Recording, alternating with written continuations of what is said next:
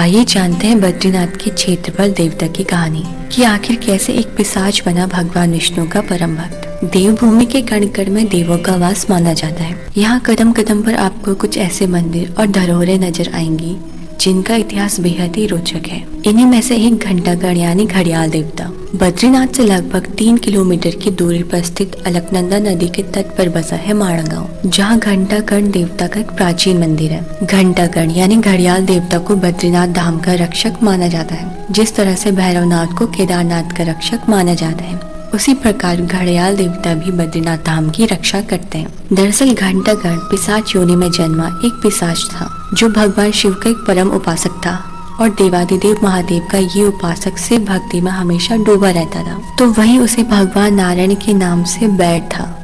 अगर कोई भी उसके आसपास नारायण का नाम लेता या उनका नाम जपता तो उसके मन में क्रोध उत्पन्न हो जाता। इसीलिए उसने भगवान के नाम के श्रवण से बचने के लिए अपने कानों में एक एक घंटा लटका लिया, जिससे जब कोई उनके आसपास भगवान विष्णु का नाम लेता या नाम जपता तो उसके कानों में लटके घंटे की आवाज वह स्वर दबा लेती थी। और घंटागढ़ को सदियों से मोक्ष की अभिलाषा थी, जिसके लिए उसने अपने आराध्य देव शिव की तपस्या की और भगवान शिव उसकी तपस्या से प्रसन्न भी हुए, पर उसकी मोक्ष की अभिलाषा पूर्ण न कर पाए। तब भगवान शिव घंटागढ़ को मुक्ति का एक उपाय बताते हैं। वे कहते हैं कि अगर तुम्हें कोई मुक्ति दे सकता है तो वह है भगवान विष्णु, क्योंकि उनकी भक्ति का महत्व अतुल्य है।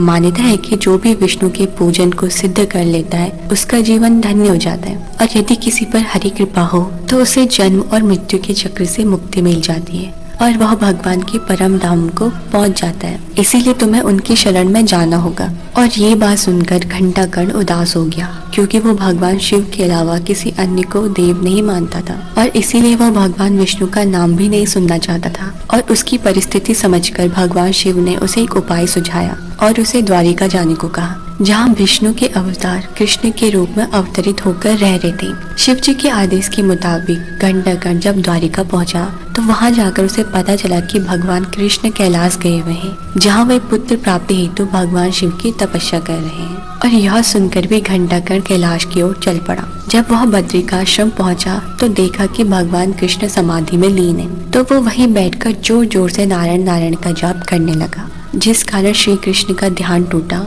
और उन्होंने घंटागढ़ से वहां आने का कारण पूछा। और घंटागढ़ ने उन्हें सारा वृत्तांत कह सुनाया और उनसे मुक्ति की प्रार्थना की। कृष्ण उसकी भक्ति से प्रसन्न हुए, जिसके बाद कृष्ण नारायण के रूप में प्रकट होकर घंटागढ़ को राक्षस योनि से मुक्त कर दिया और साथ ही उन्हें बद्रीनाथ का द्वारपाल भी नियुक्त कर दिया। तभी से घंटागढ़ यानी घड़ियाल देवता को बद्रीनाथ का क्षेत्रपाल माना जाता है। और साथ ही उत्तराखंड के कई गाँवों में घड़ियाल देव स्थानीय देवता के रूप में भी विराजमान है। तो वहीं माणा गाँव से लगभग 3 किलोमीटर की दूरी पर अलकनंदा नदी के दाहिने ओर स्थित माता मूर्ति का मंदिर है, जहां हर साल बद्रीनाथ जी वामन द्वादशी को अपनी माता मूर्ति से मिलने माणा गांव जाते हैं। और बद्रीनाथ के क्षेत्रपाल घंटागढ़ ही माणा गांव से भगवान बद्रीनाथ को माता मूर्ति के मंदिर आने के लिए न्योता देते हैं, जबकि बद्रीनाथ के प्रतिनिधि के रूप में उद्धव जी महाराज माता मूर्ति से मिलने जाते हैं। तो कैसी लगी आपको ये वीडियो कमेंट में जरूर बताइएगा, क्योंकि इस चैनल पर हम ऐसे ही धार्मिक जगहों के बारे में